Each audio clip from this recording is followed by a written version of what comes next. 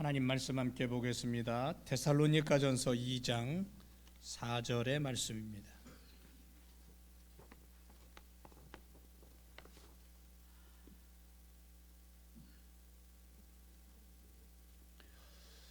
함께 말씀 읽고 우리 하나님 앞에 영광 올려드리길 원합니다. 다 같이 시작. 오직 하나님의 옳게 여기심을 입어 복음 전할 부탁을 받았으니 우리가 이와 같이 말함은 사람을 기쁘게 하려 함이 아니요 오직 우리 마음을 감찰하시는 하나님을 기쁘시게 하려 함이라. 아멘. 잘 지내셨습니까? 주님의 이름으로 환영하고 주님의 이름으로 축복합니다. 오늘 부활주일, 지난주에 우리가 부활주일을 지냈고요, 부활절 이후에 첫 주일을 맞이하면서 오늘 말씀의 제목을 부활을 가진 복음의 사람들이라는 제목으로 함께 은혜를 누리기를 원합니다. 하나님의 자녀된 성도들이 이 땅을 살아갈 때에 이 부활의 승리를 간직하고 부활을 증거하는 복음의 일꾼으로 달려가야 될 줄로 믿습니다. 오늘 데살로니가인의 교회를 통해서 그러한 은혜를 우리가 함께 누리기를 원하고요, 부활을 가진 복음의 사람들이 어떤 삶을 살아가는가를 함께 말씀을 통해서 깨닫고 은혜 누리는 귀한 시간 되기를 원합니다. 여러분, SVM이라는 학생 자원 선교 운동이라는 것이 있습니다. D.L. 무디를 주강사로 이 노스필드에서 1886년에 2세대의 세계 복음화를 이런 모토로 헐먼산 사경회가 열립니다. 이곳에서 100명의 학생들이 해외 선교로 헌신하는 놀라운 일이 벌어집니다. 부활의 주님으로 무장한 무디 같은 복음의 사람들을 통해서 하나님은 일을 하시고요, 그래서 50년간 이 학생 자원 선교 운동을 통해서 무려 2만 500명의 젊은이가 선교사로 헌신을 하고 보냄을 받습니다. 그런데 이 학생 자원 선교 운동의 가장 큰 혜택을 입은 나라가 어디냐면 한국입니다. 1883년 가을, 하트포드에서 미국 전체 신학생들의 수양회가 열립니다. 이때에 언더우드와 아펜젤러라는 두 젊은이가 자신의 신학교를 대표로 해서 참석을 합니다. 그런데 이 모임은 앞에서 말씀드린 해외 선교 자원 운동의 일환으로 이루어진 수양회였습니다.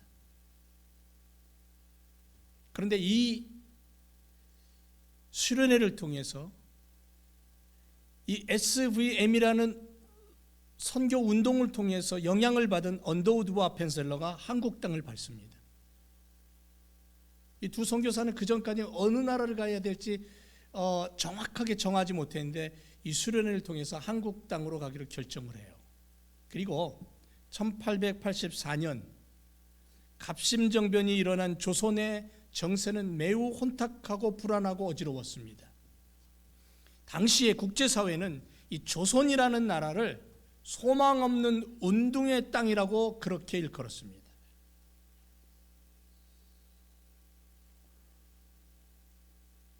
황무지 같은 이 땅에, 어둠이 깔려있는 이 땅에 더욱 복음이 증거되어야 된다고 믿었던 미국의 젊은 선교사 언더우드, 아펜셀러, 그들은 순교의 각오로 이곳에 파송을 받습니다.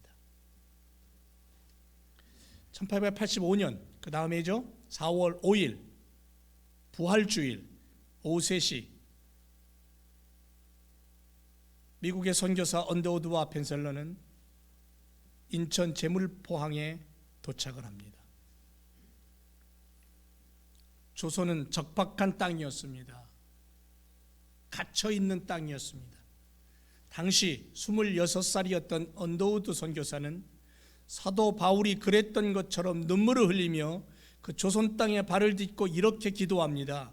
주여, 지금 보이는 것은 고집스럽게 얼룩진 어둠뿐입니다. 저희가 해야 할 일이 전혀 보이지 않습니다. 그러나 주님, 순종하겠습니다. 이 기도와 이 눈물이 조선 땅에, 한국 땅에 얼마나 많은 복음의 씨앗을 뿌렸는지 모릅니다.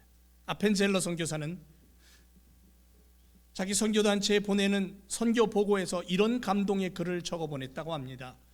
우리는 부활절에 이곳에 왔습니다.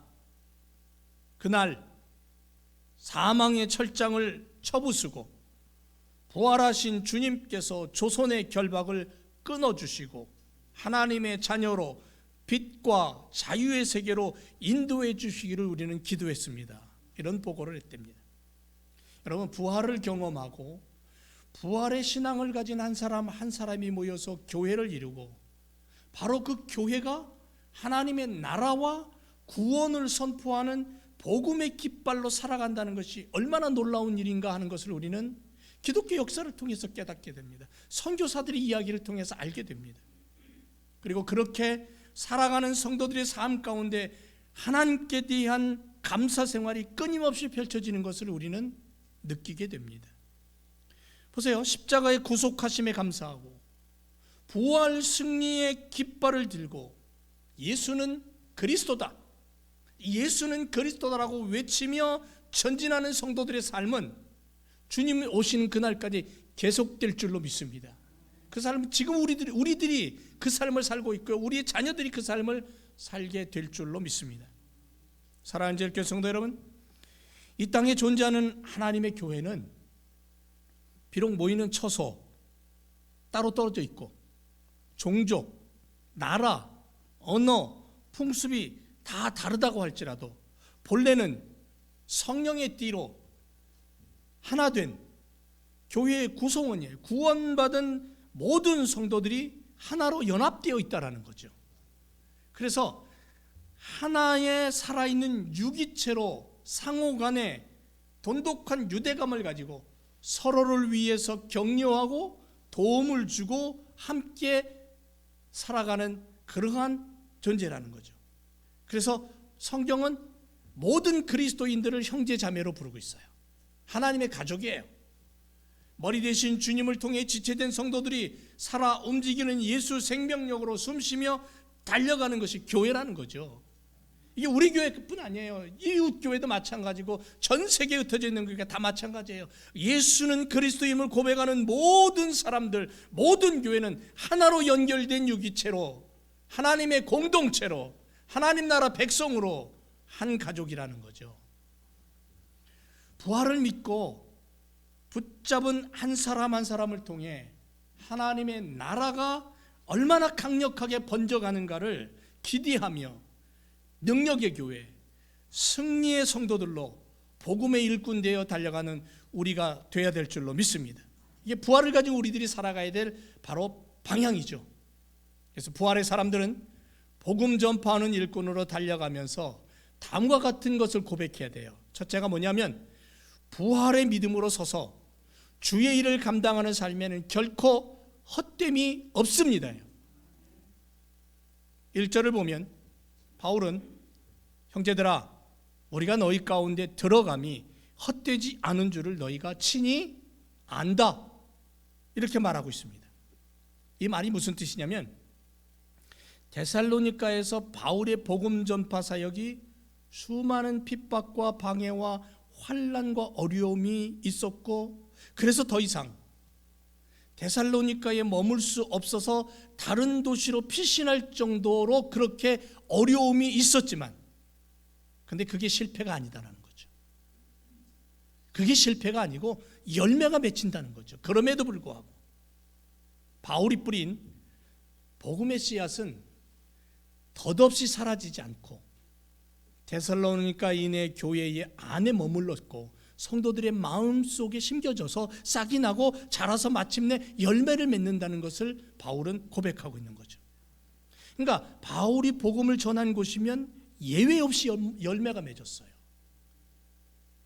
우리가 흔히 야 여긴 실패야 라고 얘기하는 아덴이라는 곳조차도 몇몇의 사람들이 복음을 받아들였고 그리스도의 사람이 됐어요. 이 사실을 우리는 뭐라고 얘기할 수 있냐면, 복음의 씨앗은 아무리 적박한 땅에 뿌려줘도 열매 맺는다는 거죠. 그러니까는 복음의 일에 있어서는 헛됨이 없다라는 거예요. 자, 우리가 예를 들어보면, 우리가 처음 과테말라의 평신도 사역자를 파송했습니다. 이영길, 김인숙 선교사님, 이영길 안수 집사님, 김인숙 권사님을 이 젊은 나이도 아닌 이제 은퇴를 바라보는 나이에 파송했어요. 어떤 일이 펼쳐질지, 어떤 열매가 맺혀질지 아무도 몰랐습니다. 아마 그 당시 누군가는 속으로, 야, 불가능해, 저분들 얼마 못 견디고 돌아올 것 같아 하는 생각을 가질 수도 있었어요. 그런데 지금 10년이 지났습니다. 근데 너무 많은 열매가 맺혀졌죠. 파송받은 두 분의 열심과 열정이 있었기 때문에 가능했습니다. 그런데 그보다 우선시되는 것이 뭔지 아십니까? 하나님의 손길이었습니다. 복음이 전파되는 곳에는 성령 하나님의 능력이 나타나고 부활의 승리가 바로 심겨질 때에 열매가 나타나는 것을 우리는 보게 되는 거예요. 그래서 지난 3월 달에 우리 9분이 다녀오면서 얼마나 놀라운 일들을 우리가 경험하고 감격스러워했는지 모릅니다. 사도 바울은 극한의 절망적인 환경 속에서도 하나님 나라를 선포했어요. 부활하신 예수 그리스도를 선포했어요. 그리고 교회가 세워지고 수많은 영혼들이 방황의 길에서 돌아서서 희망과 생명과 영생을 얻게 되는 축복을 누리는 것을 보고 고백해요. 하나님 감사합니다라고, 무릎을 치며 그렇습니다라고 고백합니다. 왜? 아무리 적박한 땅, 아무리 메마른 땅에도 복음이 떨어지면 열매 맺는다는 거죠. 구원함이 일어나는 거예요. 십자가에서 죽음을 맞이한 예수님을 인간의 눈으로 보면 실패해요. 매 맞고 마시멜로관 쓰고 못 박혀서 죽은 그저 그냥 사형자예요. 죄인이에요. 저주받은 자고. 그런데 믿음의 눈으로 보면 어둠을 뚫고 나오는 새싹이었어요. 빛입니다. 생명입니다. 승리라는 거예요. 마치 조그마한 양의 다이너마이트가 거대한 산을 뚫고 단단한 암벽을 가루로 만드는 것처럼 우리를 사로잡고 있던 죄악의 굴레와 절망의 바위들을 산산이 부숴버리는 힘이 복음 안에 있다는 거죠. 그래서 예수님을 만난 사람은 부활의 능력으로 변화된 삶을 살아가며 이웃에게 그 변화를 보여주는 거예요. 야, 부활의 능력이 이거다라고. 스티븐 글로버 클리브랜드라는 분 아시죠? 미국의 22대 그리고 24대 대통령을 지낸 분입니다. 근데 그분은 젊어서 방탕한 생활을 하였어요. 그러다가 한 번은 친구와 함께 술집으로 가는 도중에 길거리에서 죄의 값은 사망이더라고 외치며 전도하는 한 소녀의 말을 듣고 마음에 찔림을 받습니다. 그리고 문득 가던 길을 멈추어요. 성경을 사들고는 집으로 들어갑니다. 그리고는 얼마 후에 교회를 찾습니다. 교회에 나가서 예수님을 영접하고 예수님을 만나고 구원 얻습니다.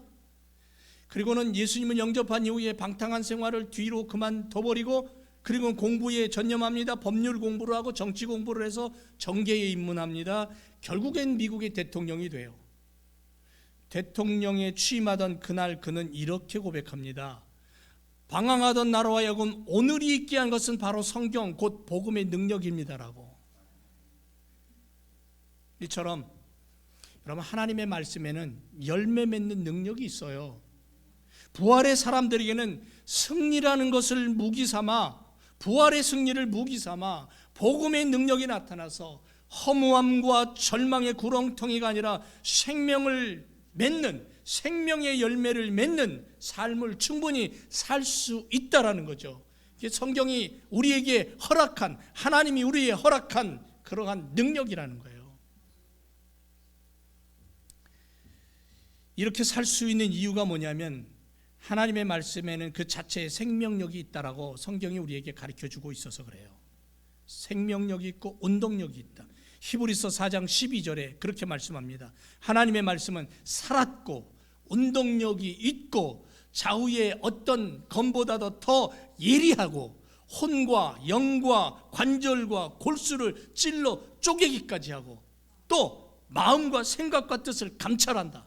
이게 하나님 말씀이에요. 그 하나님의 말씀이 전파될 때에 사람들이 변화를 일으키고 능력이 나타나는 거죠.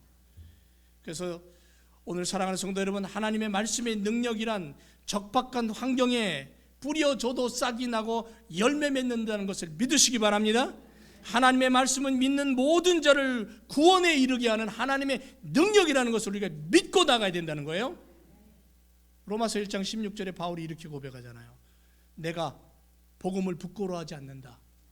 왜냐하면 이 복음은 모든 믿는 자에게 구원을 주시는 하나님의 능력이다. 나뿐 아니라 유대인에게도 헬라인에게도 모든 세상에 있는 사람들에게 다 그렇게 될 것이다 라고 고백하잖아요. 그러므로 우리는 복음 전할 때 하나님의 말씀의 능력을 믿고 전하는 거예요. 그래서 내가 전하는 복음이 과연 열매를 맺을 수 있을까 하는 그런 의심 대신에 확신을 가지고 담대하게 복음을 전하고 예수 그리스도의 사람으로 살아가시기를 주님의 이름으로 축원을 드립니다. 무덤 문 열고 사망 권세 이기셨어요. 그런 주님께서 우리에게 들려주신 무기가 뭐냐면 이 세상 살아가면서 복음의 능력 가져라, 예수 그리스도의 이름을 가지고 살아가라는 거죠. 그게 능력이에요. 그래서 부활의 믿음으로 서서 주의 일을 감당하는 삶에는 결코 뭐가 없다? 헛됨이 없다라는 거죠. 헛됨이 없다. 복음의 능력은 반드시 열매가 나타나고요, 복음 전파에 있어서 환경은 그래서 중요하지 않다라는 거죠. 물론 환경이 좋으면 더 많은 열매를 기대할 수 있을 겁니다. 그러나 아무리 메마른 환경이라도 복음의 씨앗만 뿌려지면 복음 그 자체의 생명력과 운동력과 능력이 있어서 비록 많은 결실은 아니지만 분명한 결실이 있고 분명한 열매가 있다는 것을 우리가 믿고, 디모데후서 4장 2절에 보니까 너는 말씀을 전파하라. 때를 얻었지 못 얻든지 항상 힘쓰라. 범사에 오래 참음과 가르침으로 경책하며 경계하며 권하라. 부활의 승리를 가지고 오늘도 부활의 복음의 일꾼 되어서 야 나는 부활의 신앙을 가진 예수님이 승리하셨다라는 것을 가지고 십자가의 사람으로 부활의 일꾼으로 결코 이 복음에는 능력이 있어서 헛됨은 없다. 하나님의 능력과 하나님의 권능이 나타나는 믿음을 가지고 달려가시기를 주님의 이름으로 축원을 드립니다.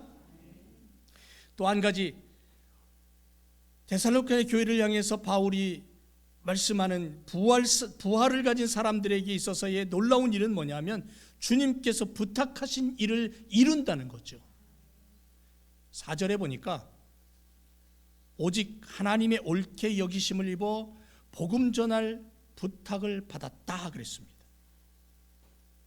바울이 지금 자신이 하나님으로부터 복음 전할 수 있는 자격자로 적합 판정을 받아서 복음을 선포하는 권한을 위임받았다고 고백하는 거예요. 바울의 이 고백 안에는 복음에 대한 자신의 청지기직에 대한 사명이 들어있는 거예요. 청지기직. 여러분, 바울이 잘나서 또는 멋지고 똑똑해서 복음 전할 자격이 있다고 생각하는 겁니까? 물론 바울에게 그런 부분도 있을 거예요. 그런데 바울은 자신의 것을 앞세우는 거 아니에요. 십자가로 구원받았고 하나님의 자녀됨에 대한 감사가 있고, 그래서 다메섹 언덕에서 자기를 부르고 하나님 나라의 일꾼으로 부르셨기 때문에 부활하신 주님을 만나고 생명의 복음을 전하라는 부탁을 받은 거예요. 이게 뭔 얘기냐면 하나님 나라 곳간 열쇠를 나에게 들려주시는 거예요. 그런 일꾼으로, 그런 청지기로 서서 복음을 전하는 일을 하라는 거예요. 그래서 바울은 이 복음 전하는 일에 있어서 자신을 조금도 아까워하지 않았어요. 자신의 것을 아예 다 내려놨어요. 그리고 말씀을 전하는 복음의 사람으로 섰다라는 거죠. 2절에 보면 바로 이렇게 고백합니다.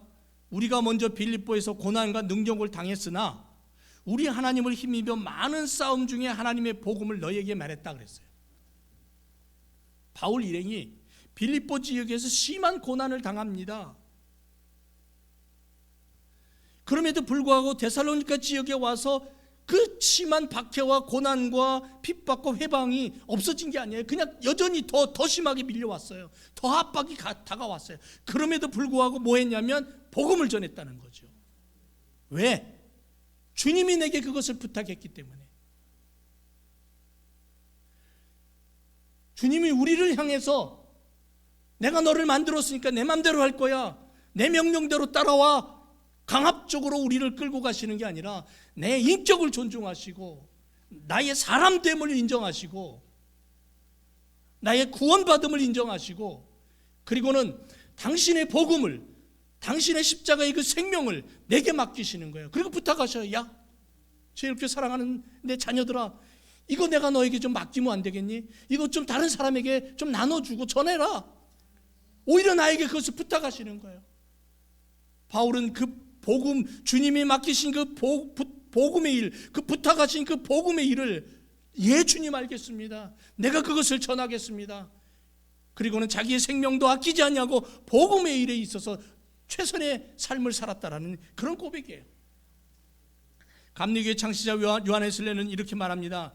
박해는 신앙을 능력화하는 일이 있지만 사실은 어떠한 예외도 허락하는 일 없이 신앙의 승리는 명백하고 부동의 것이다 라고 얘기하고 있어요. 이 얘기 뭐냐면, 박해는, 핍박은 신앙을 멸시할 수 있어도 이기지 못한다는 거예요. 어둠의 세력이 믿음의 사람들을 고통을 주고 절망을 주고 아픔을 줄 수는 있을지 모르지만, 돌뿌리에 걸려 넘어질 수는 있을지 모르지만, 영원히 주저앉아 있고 영원히 쓰러져 있고 영원히 병들어 있게 할 수 없다라는 거예요. 왜? 복음의 능력이 있기 때문에. 그 복음의 능력을 주님이 우리에게 부탁하셨어요. 너희들이 이것을 가지고 땅끝까지 이르러 나의 증인이 되라고 주님이 내게 부탁하신 거예요. 그 부탁의 일을 지금 우리가 하고 있는 거예요. 그래서 부활의 사람들은 주님이 맡기신 그 일을, 그 부탁하신 일을, 청지기의 사명을 가지고 감당해 나가는 거예요. 어디서? 나의 삶의 자리에서, 나의 삶의 일터에서, 내가 만나는 사람들에게서 그 일을 감당하는 거예요. 복음을 들고 걸어가는 우리의 발 앞에 넘기 힘든 장애물이 있을 겁니다. 무너뜨릴 수 없는 장벽이 있을 수도 있습니다. 뚫고 나갈 수 없는 수많은 회방꾼들이 우리를 가로막을 수도 있습니다. 그러나 주저하지 마세요. 복음은 헛되지 않습니다. 복음의 일은 주님이 우리에게 맡기셨습니다. 그래서 이사야는 52장 7절에 좋은 소식을 가지고 평화를 공포하고 복된 좋은 소식을 가지고 하나님의 통치를 바라보며 산을 넘는 자의 그 팔이 아름답다고 고백하고 있어요.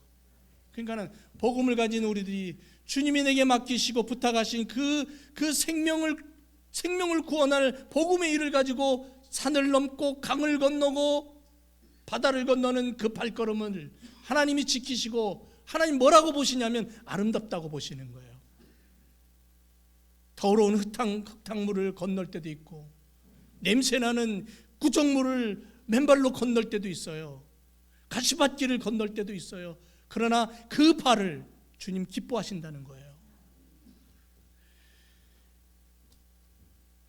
우리 한국 초대교회에 그 일본의 박해에도 불구하고 못판 위를 맨발로 걸어갔던 주기철 목사님 계시잖아요. 맨발로 그 못이 거꾸로 박혀있는 삐죽한 그 못이 박혀있는 그 위를 걸어가면서도 찬송했어요.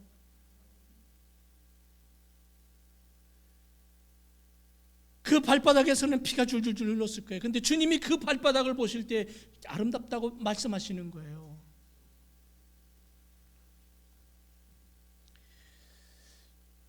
복음을 우리들에게 부탁하신 주님의 마음, 하늘 보좌를 떠나서 이 땅에 십자가 지기 위해서 보내시던 아버지의 마음이 주님의 마음이고, 그 주님의 마음은 오늘 우리들의 마음이 되어서 복음을 전하는 하나님의 일꾼, 부활의 일꾼 되어야 될 줄로 믿습니다. 그리고 그 복음을 전하는 복음 전파자의 사람들의 마음속에는 동기가 순수해야 된다는 거예요. 그게 뭐냐면 오늘 바울이 고백한 것처럼 순수함, 진실함이라는 거죠. 3절에서 이렇게 말합니다. 우리의 권면은 간사에서나 부정에서 난 것이 아니다라는 거예요. 복음을 전하면서 감사한 마음을 갖고 복음을 전하면서 부정적인 마음을 갖는 것이 아니라는 거죠. 괴계에 있는 것도 아니라는 거예요. 여러분, 간사라는 것은 무슨 뜻이냐면 미신을 의미하는 거예요. 오류, 잘못된 것을 전하는 거예요. 우상 숭배, 미신을 전하는 거예요. 거기다 부정함이란 뭐냐면 더러운 부정이에요. 삶의 부정함을 얘기하는 거예요.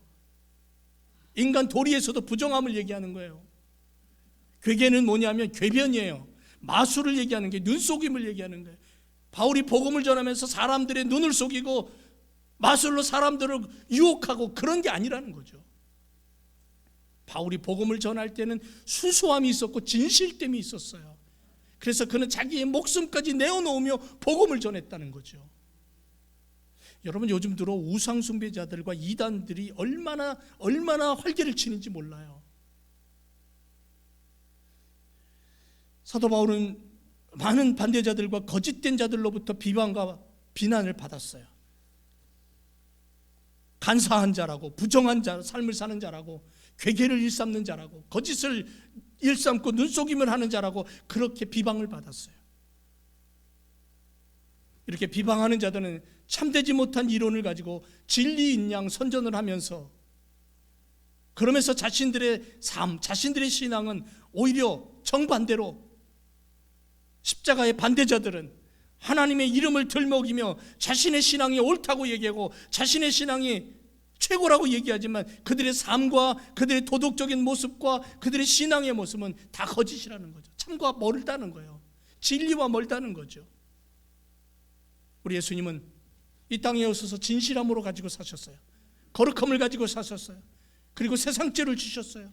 그래서 예수님을 향하여 뭐라고 얘기하면 순수한 분이라고 얘기하는 거예요. 복음 증거자의 삶은 복음을 부탁하신 주님처럼 산다는 거예요.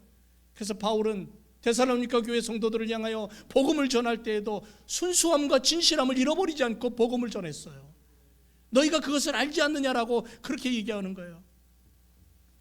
우리가 전하는 복음은 거룩하고 진실하고 절대로 순수하다라는 거죠. 그걸 내게 맡기셨어요. 우리에게 맡기셨어요.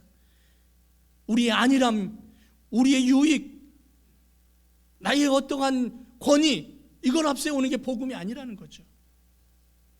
복음을 전하면서 무언가 얻으려고 하고 복음을 전하면서 무언가 한 자리 차지하려고 한다면 그 복음의 어떤 값을 싼 것으로 전락시키는 것에 불과한 거죠.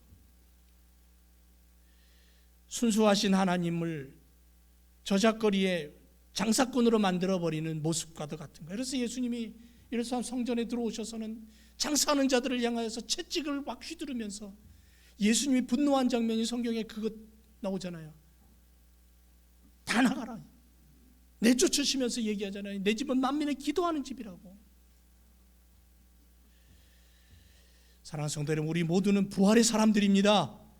예수 그리스도께 부활하셨고 나를 부르셔서 일꾼 삼으셨습니다. 예수 그리스도의 일꾼들입니다. 주님께서 우리에게 부탁하신 복음의 일을 감당하기 위해 우리의 삶 자체를 늘 점검하고 말씀으로 늘 무장해서 순수함과 진실됨과 거룩함을 잃어버리지 않는 그러한 복음의 일꾼들로 무장하고 달려가야 될 줄로 믿습니다. 4절에서 이렇게 말합니다. 우리가 이와 같이 말하면 사람을 기쁘게 하려 함이 아니다. 오직 우리 마음을 감찰하시는 하나님을 기쁘시게 하려고 한다고 그렇게 고백하면서 데살로니가인의 교회를 향하여 복음을 전한 바울의 최종적인 목적은 뭐냐면 하나님께 영광이고 하나님의 기쁨이라는 거였어요. 우리가 오늘 예배드리는 것도 하나님의 기쁨이고 우리가 찬양하는 것도 하나님의 영광이고 우리가 나가서 하나님의 말씀을 가지고 살아가면서 전도하고 복음을 증거하는 것도 하나님의 기쁨을 위해서 해야 된다는 거죠. 우리 사랑하는 제일교회가 하나님 나라를 온전히 세우고 십자가의 구원을 선포하고 부활의 승리를 가슴에 담고 나를 부르셔서 내게 맡기신 주님의 그 놀라우신 손길을 마음속에 품고 복음의 일은 결코 헛되지 않다. 적박한 땅에 떨어져도 싹을 내고 열매를 맺는다는 분명한 그러한 믿음을 가지고 하나님의 천국 복음을 위탁받은 청지기로서 진실함과 거룩함과 온전함으로 교회를 세워가는 사람들, 사람을 사람답게 만드는 그리스도인이 되어서 하나님의 나라를 온전히 선포하고 부활을 증거하는 믿음의 삶을 살아가는 복음의 일꾼들 되시기를 주님의 이름으로 축원을 드립니다. 기도하겠습니다.